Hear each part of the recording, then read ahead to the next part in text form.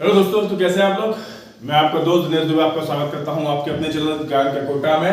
देखिए, एक आज फिर हम नया टॉपिक लेकर आए हैं, लेकिन उससे पहले आपसे शिकायत है जो कि आपसे करनी है कि भैया आप लोग चैनल को सब्सक्राइब नहीं करते हैं। अरे चैनल को सब्सक्राइब कीजिए, लाइक कीजिए, शेयर कीजिए भैया, तभी तो ऐसी अच्छी अच्छी वीडियो आएंगी ना, तभी आपको ज्ञान बढ़ेगा आपका। तो भैया मेरी एक रिक्वेस्ट है कि आप प्लीज इसको सब्सक्राइब कीजिए, लाइक कीजिए एंड शेयर कीजिए। चलिए एक नया टॉपिक हम शुरू करते हैं आज, जो कि बहुत ही यूनिक टॉपिक है।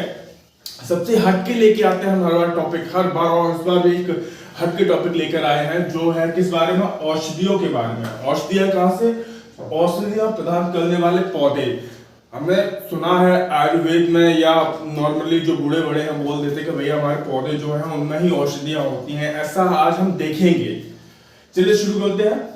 जैसे कि हमने यहाँ लिखा हुआ है सामान्य नाम, उपयोगी भाग और उसकी उपयोगिता। जैसे कि सबसे पहला नाम है सर्पगंधा। सर्पगंधा का जो पेड़ होता है उसकी जड़ की छाल से दवा बनाई जाती है। कौन सी, रेस्प्रीन। रेस्प्रीन जो दवा होती है नॉर्मली यूज होती है आपकी बीपी में यूज होती है, ब्लड प्रेशर में यूज होती है, उच्च रक्तचाप में यूज होती है, और सांप के काटने पर भी इसका यूज होता है। सर्पगंधा का डायरेक्ट यूज होता है, और मानसिक रोगों में भी इसका यूज होता है। किसका, रेसरपीन का।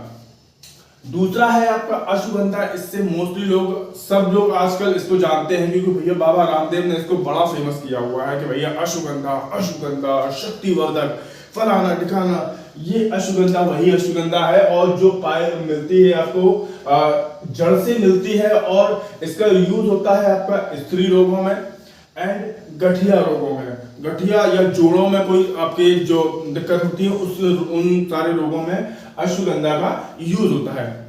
अगला है आपका कुचला। कुचला एक पेड़ होता है, और उसकी कुचले की जड़ से हमको दवा प्राप्त होती है जो है स्ट्रीकनन। कौन सी दवा प्राप्त होती है, स्ट्रीकनन, जो कि अर्धांग मींस की पैरालाइसिस में आपकी यूज होती है। इतनी अच्छी दवा है स्ट्रीकनन जो पैरालाइसिस में यूज होती है, और आपके मानसिक रोगों में भी ये यूज होती है।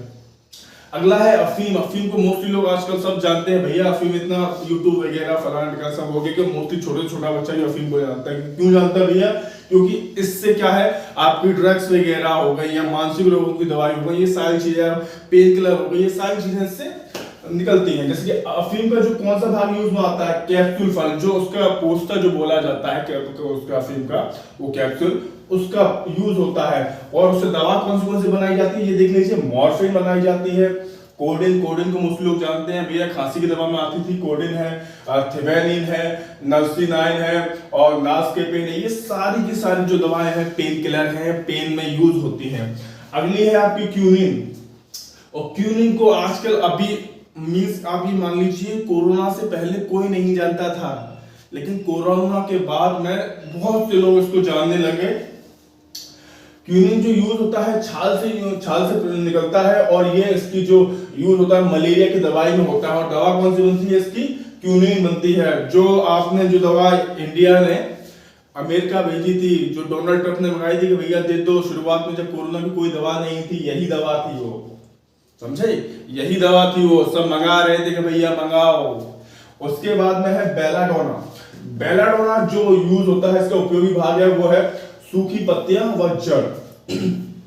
इससे जो दवा बनती है वो बनती है आपकी एट्रोपन और हायोसाइमस। एट्रोपन और हायोसाइमस जो यूज होती हैं आपकी केंद्रीय नाड़ी तंत्र के ऊपर असर करती हैं और पेन को कम करती हैं। किसको, केंद्रीय नाड़ी तंत्र के ऊपर असर करती हैं और पेन को कम करती हैं।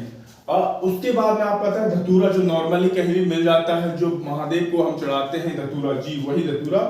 और इसका यूज होता है इसके फल का रस, जिसमें कांटे निकले रहते हैं गोल गोल सा, उसका जब रस निकालते हैं और उससे उपयोग कहाँ होता है, डैंड्रफ वगैरह में लगाया जाता है।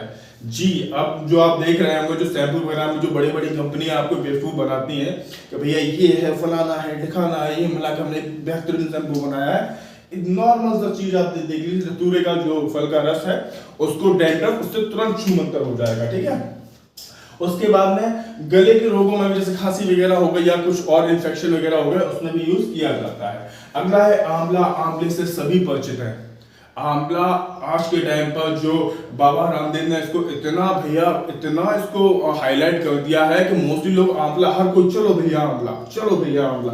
अब भैया सब आंवला लेने तो जा रहे हैं, लेकिन इसकी क्वालिटी भी तो देख लें। क्वालिटी क्या है, सीधी सा फल है, छोटा सा फल आता है, सबको पता ही है।